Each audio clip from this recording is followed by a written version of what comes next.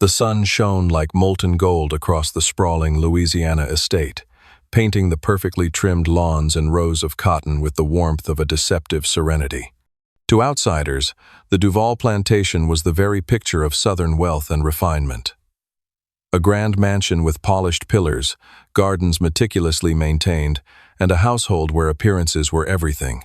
But behind the veneer of order and elegance lay a tangled web of desire, obsession, and forbidden attachment, one that threatened to consume every soul within the estate's walls. Jonathan Duval, the master of the plantation, was a man accustomed to power, control, and the unquestioned obedience of those around him. His wife, Eleanor, elegant and manipulative, wielded her own authority with subtle cruelty, ensuring that the household remained under her dominion. But none of that power could contain the unexpected storm brewing in Jonathan's heart. An obsessive attachment to Celeste, a young enslaved woman of remarkable beauty and intelligence, who served within the main house. Celeste had long known the dangers of her position. Any misstep could result in brutal punishment, humiliation, or death. Yet Jonathan's fascination with her, small gestures of attention and protection, carried both peril and opportunity. It was a dangerous game, one that could destroy them both if Eleanor discovered the truth. And Eleanor would discover it. She always did. This is the story of a forbidden attachment, a passion entangled with cruelty and societal strictures, and the consequences of love and obsession in a world built upon oppression. Before we step inside the gilded walls of the Duval estate, ask yourself, where are you watching from? What time is it? And can you imagine standing witness to a fire that smolders quietly until it consumes everything?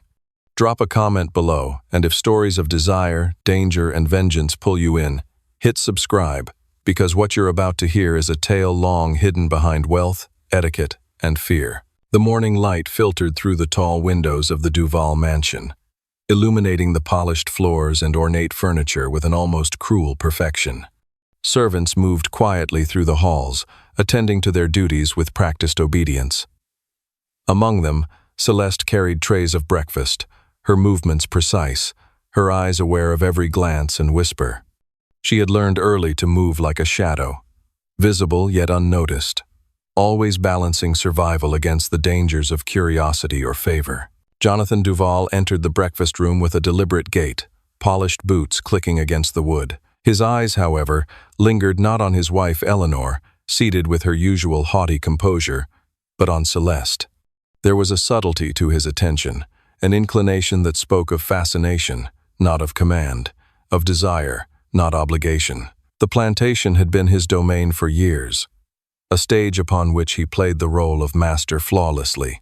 Yet now, the script was changing, and the object of his obsession moved among the tables, unaware of the power she held over him. Celeste felt it, an awareness that sent a shiver through her spine, equal parts fear and calculation. She had seen masters and overseers come and go, had witnessed desire twisted into control and cruelty.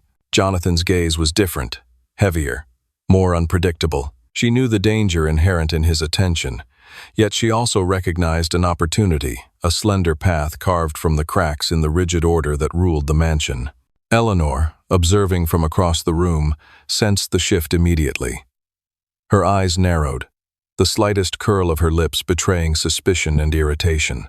She had long relied on the unquestioned loyalty of her husband, the deference of the household, and the strict hierarchy that placed her above every servant. But now, an unfamiliar emotion gnawed at her jealousy, a dangerous, consuming jealousy that threatened to erupt with devastating consequences. The breakfast passed in a tense silence. The clink of silverware on porcelain seemed unusually loud, every movement charged with unspoken meaning. Jonathan's attention flickered between Celeste and Eleanor, a subtle tension rippling in the space between desire and propriety. The boundaries of the household had begun to blur, and the rules that had kept master and servant, husband and wife, in place were teetering dangerously. Later, when the house was quiet, Celeste retreated to the servant quarters. She had learned long ago that moments of privacy were rare and precious. Sitting on the rough wooden bench, she allowed herself a moment to breathe, to think. Jonathan's glances, his fleeting gestures of favor, carried peril as much as promise. One misstep could ignite Eleanor's wrath or, worse, provoke the master himself into an unpredictable and deadly temper. Yet within the caution, a spark of defiance ignited. Celeste understood her position.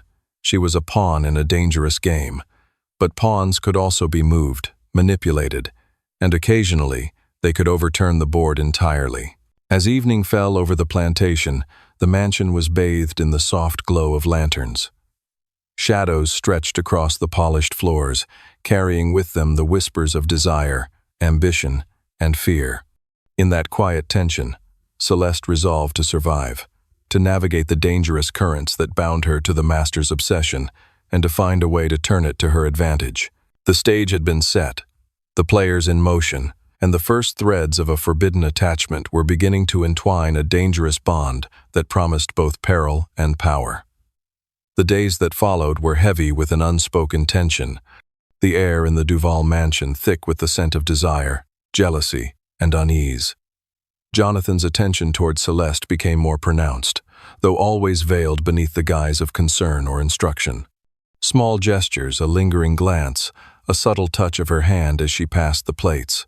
A word of praise spoken softly meant nothing to the casual observer but carried a weight that did not escape Celeste's keen awareness. She moved through the halls with measured grace, aware of every eye, every whisper. The other enslaved workers noticed the shift, but dared not speak of it. Eleanor, however, saw everything. The mistress of the house, elegant in her silk gowns and cold composure, had built her authority on manipulation and observation. She had always known the power of fear and propriety, and now she sensed a threat to her control, a slow, insidious undermining of her position, centered on the young slave who dared to catch her husband's attention. Jonathan, for his part, found it increasingly difficult to conceal his fascination. He told himself it was protection, admiration, even affection. But in truth, it was obsession. Each time Celeste moved past him in the halls, his pulse quickened. Each time he found her alone in the kitchen or in the garden, his mind wrestled with both longing and guilt. The moral lines blurred in his mind. The plantation rules, societal expectations, and his own marriage became irrelevant in the face of the desire that consumed him. Celeste, ever cautious, understood the danger. A slave's life was precarious, balanced between obedience and survival. One misstep, one misinterpreted glance, could provoke wrath, punishment, or worse. Yet she also understood the opportunity embedded within Jonathan's obsession. Power could be redirected, manipulated, and used. She would survive, and she would learn to navigate this treacherous bond for her own safety and advantage. Eleanor's suspicion had grown to a simmering fury. She had begun to watch Jonathan more closely, following him in subtle ways, observing the small smiles he offered Celeste, noting the delicate, almost imperceptible attentions he had reserved for the young woman. Eleanor's cold, calculating mind began devising ways to reclaim authority, to humiliate Celeste and remind Jonathan of his obligations. But her plots required precision. Overt action could draw attention and ruin her social reputation. The tension reached a breaking point one afternoon. Jonathan had summoned Celeste to the mansion's library, ostensibly to organize ledgers and accounts. The room was quiet, filled only with the dust of old tomes and the sunlight streaming through tall windows. Jonathan's hands trembled slightly as he handed her papers, and for the first time, he spoke directly of things that had little to do with work. "You handle yourself with a grace I did not expect," he said quietly, his voice heavy with something between admiration and longing. "I've never seen anyone like you." Celeste froze, masking the stir of fear and intrigue in her chest. She nodded respectfully, aware that any acknowledgement beyond propriety could be dangerous. "Thank you, sir," she replied carefully, her voice measured. But Jonathan's gaze lingered, and Eleanor, observing from the shadows of the corridor, caught a fleeting glimpse. Her lips tightened in a thin, cruel line. The jealousy that had simmered for weeks now flared into anger. She would not be bested by a slave, and she would ensure that both Jonathan and Celeste would pay the cost of their dangerous entanglement. That night, as the household slept, Celeste lay awake on the thin mattress in the servant quarters. She thought of Jonathan's gaze, of the precarious power he had inadvertently offered her, and of Eleanor's wrath waiting just beyond the walls. Every detail of the day had been a test, a demonstration of control, obsession, and danger. And yet, within the fear, she felt the first flickers of opportunity, an understanding that the master's desire could be a tool, a shield, and a weapon if wielded with care. The plantation was quiet under the moonlight, but the tension between master, mistress, and slave was electric. Jonathan's obsession would only deepen, Eleanor's fury would only intensify, and Celeste's path through this dangerous dance would require cunning, patience, and a precise understanding of power. In the shadows of wealth and luxury, a forbidden bond was growing, a bond that promised both peril and the possibility of empowerment in a world built on fear and obedience. The days on the Duval plantation had become a careful dance of glances, whispers, and stolen moments. Jonathan's fascination with Celeste had deepened, no longer merely curiosity but a consuming obsession he struggled to hide. He found reasons to summon her, whether to organize the household accounts, inspect the linens, or merely request her assistance with trivial tasks, but each encounter carried a tension that neither could ignore. Celeste, ever cautious, understood the peril of these meetings. To appear too eager would invite suspicion from Eleanor. To resist overtly could draw wrath from Jonathan himself. Yet, she also understood the subtle power she now wielded. The master's desire was both a threat and an opportunity. She could navigate this dangerous terrain with precision, using the attention to her advantage while ensuring her survival. Every glance, every word, every gesture was calculated, a delicate balance between submission and control. In the library, hidden from the watchful eyes of the household, Jonathan and Celeste exchanged a quiet conversation. His voice, low and weighted with emotion, carried both admiration and obsession. "You move with a grace I cannot command," Jonathan whispered, leaning slightly closer than propriety allowed. I've never encountered anyone like you.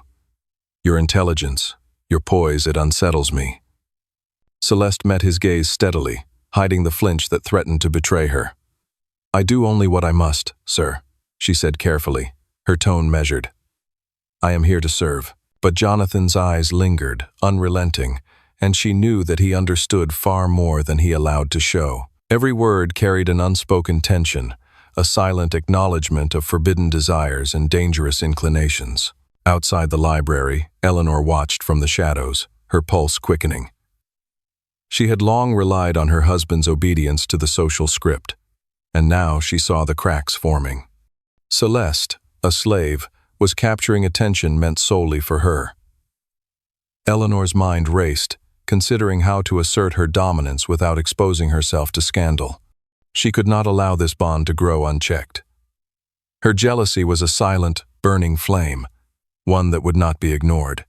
In the evenings, Jonathan found ways to extend his attention to Celeste subtly, a hand brushing against hers while arranging candles in the dining room, a quiet word of praise as she polished the silver, a fleeting look that lingered longer than propriety allowed.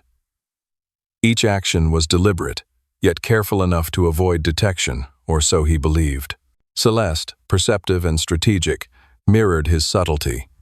She allowed moments of proximity and conversation while maintaining her composure, ensuring that no misstep would trigger Eleanor's wrath.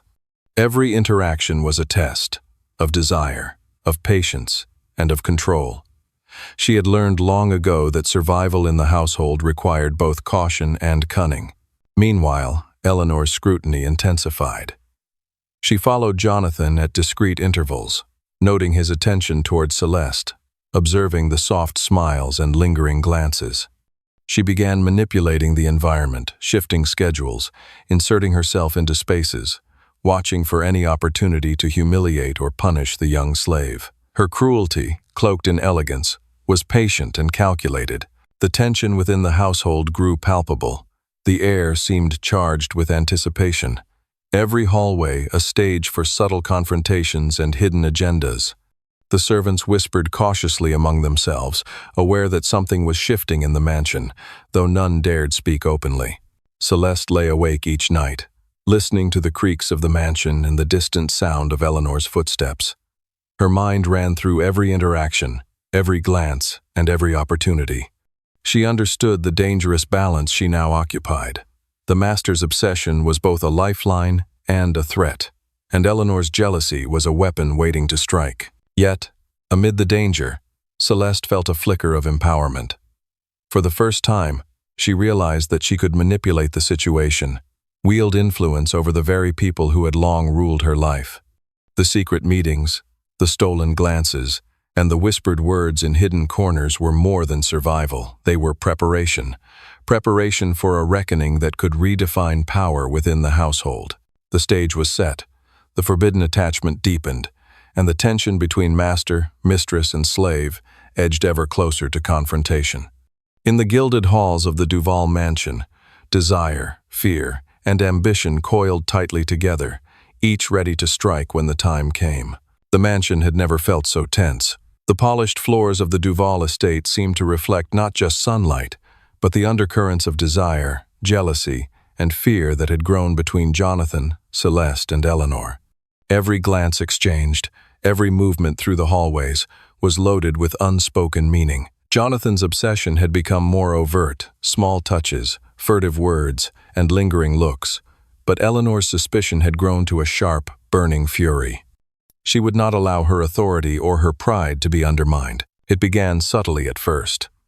Eleanor would position herself in rooms Jonathan frequented, timing her steps to intersect with Celeste's movements.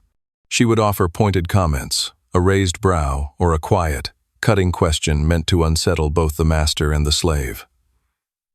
"Is that your work, Celeste?" she asked one afternoon as the young woman polished the silverware. Her tone was calm, but the underlying venom was unmistakable. Jonathan's attention, previously so focused on Celeste, flickered momentarily toward his wife. Celeste, ever cautious, did not falter. "Yes, ma'am," she replied smoothly, keeping her head bowed just enough to show deference while preserving her dignity. Every syllable, every pause, was calculated to avoid provocation while subtly signaling her awareness of Jonathan's divided attention. But Eleanor's patience was wearing thin. She had begun planning a confrontation, one that would publicly humiliate Celeste and force Jonathan to choose where his loyalties truly lay. The mistress of the mansion understood the power of spectacle. Whitmore, her husband, had relied on it to control others, and she would use the same principle against them. The opportunity came one evening during dinner. The dining room, adorned with fine china and flickering candlelight, was filled with the family and a few visiting planters. Eleanor maneuvered the conversation skillfully, weaving subtle insinuations and pointed remarks aimed at both Jonathan and Celeste. "Celeste," Eleanor said sweetly, her eyes glinting, "you have a remarkable way of drawing attention, don't you? Some might even say, too much." She let the words hang in the air, heavy with implication. Jonathan's fork paused mid-air. The other guests shifted, sensing the tension, though they could not discern its source. Celeste kept her composure, but a flush crept to her cheeks. She realized the precariousness of her position. Eleanor's words were a warning, a trap, and an assertion of power all at once.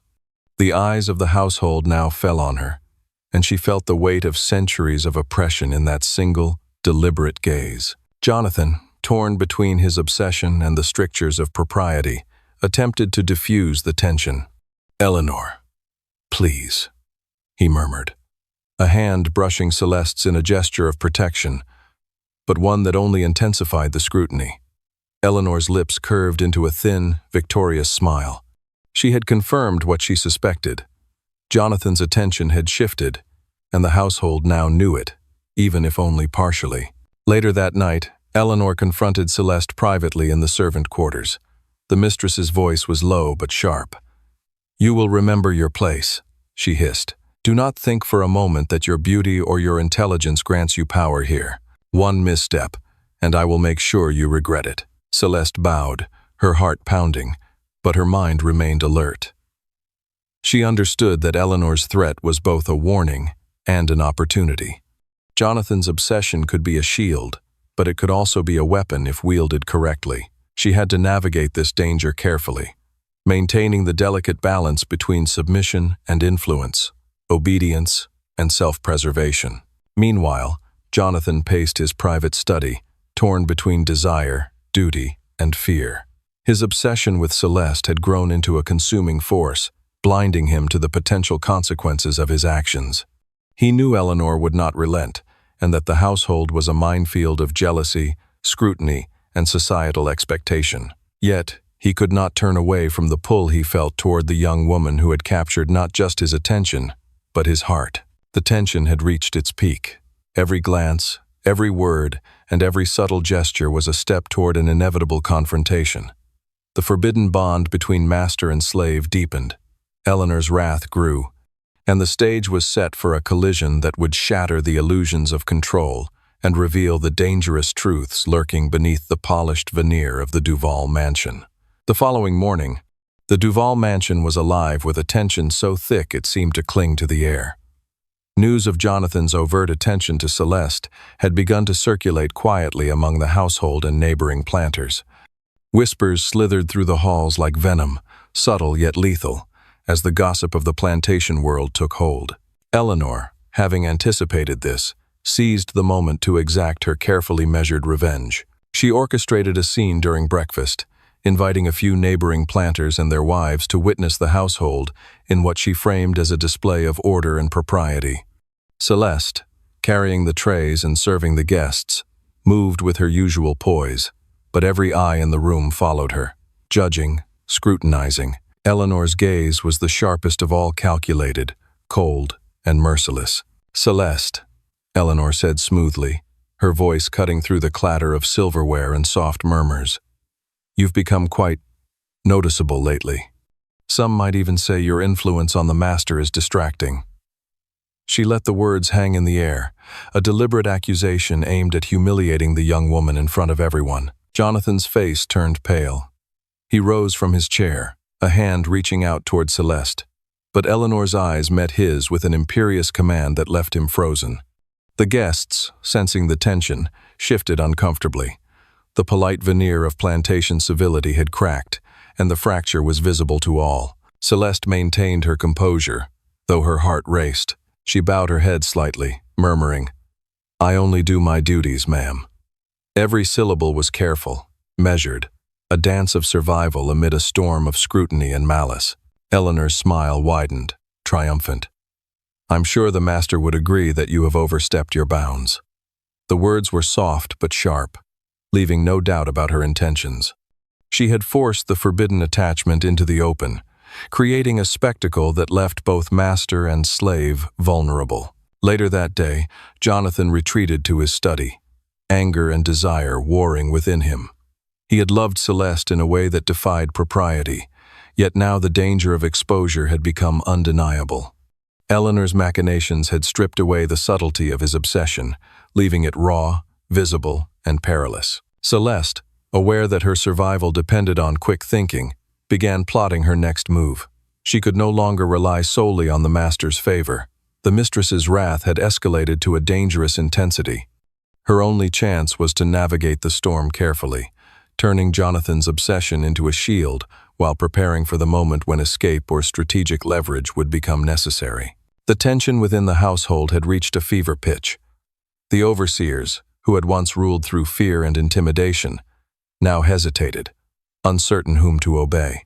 The other enslaved workers moved cautiously, aware that any misstep could provoke Eleanor's wrath or Jonathan's conflicted impulses. The delicate hierarchy of the plantation had been thrown into chaos. By evening, the confrontation reached its peak. Eleanor cornered Jonathan in the drawing room, her words sharp and precise. "You have embarrassed us both," she said, her tone icy. "Your obsession is no longer secret, and it will not go unpunished.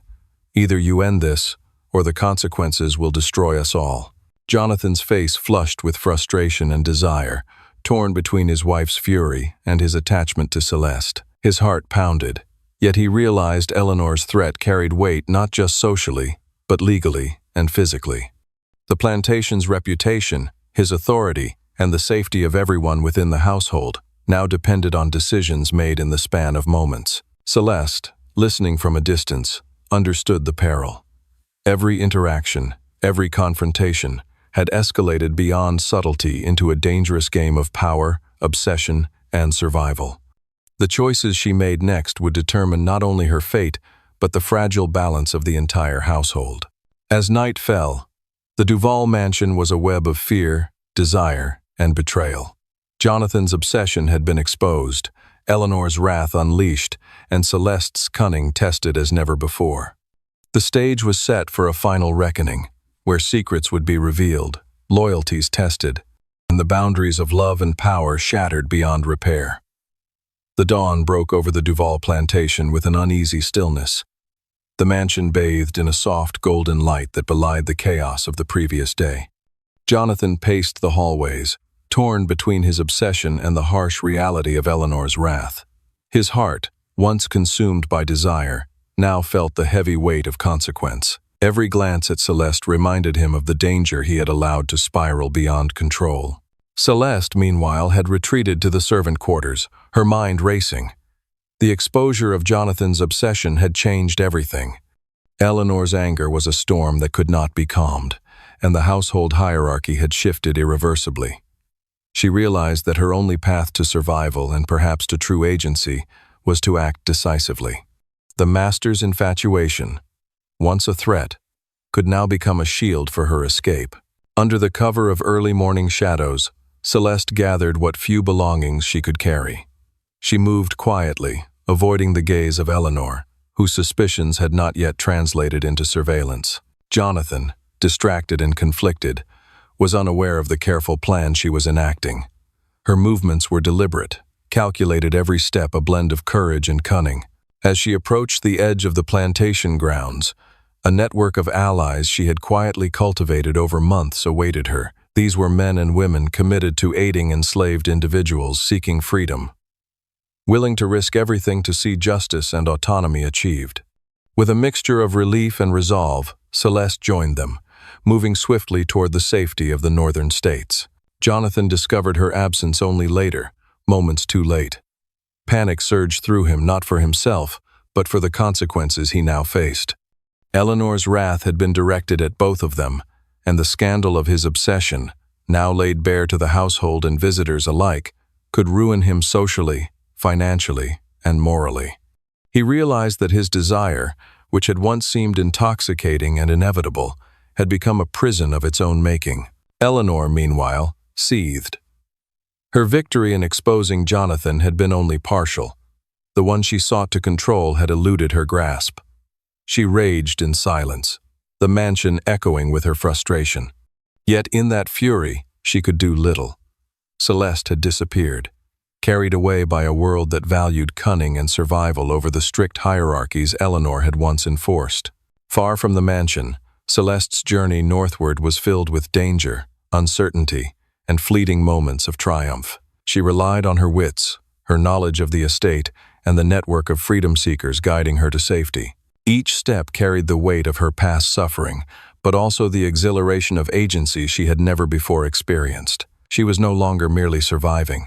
She was asserting her freedom in a world that had sought to deny it. Weeks passed, and the northern settlement became a haven. Celeste, now beyond the reach of the Duvals, began to reclaim her identity, her autonomy, and her dignity. She found allies, forged new bonds, and shared the story of her survival not as a tale of subjugation, but as a testament to courage, intelligence, and the delicate navigation of desire and danger.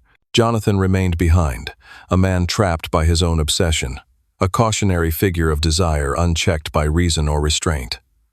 Eleanor, too, endured the quiet torment of her ambition unfulfilled. The mansion, once a symbol of control and propriety, now stood as a monument to the consequences of obsession, secrecy, and mismanaged desire. Celeste's legacy, whispered among the northern communities and the fleeing enslaved, was one of resilience and ingenuity. She had survived the dangerous attention of a master, the wrath of a wife, and the treacherous currents of the plantation. In doing so, she had transformed from a silent observer to an active agent of her own destiny, a living testament to the power of wit, patience, and courage in a world built on oppression. The Duval plantation remained a gilded cage, But Celeste had stepped beyond its boundaries, carrying with her the unyielding truth. Freedom was not given.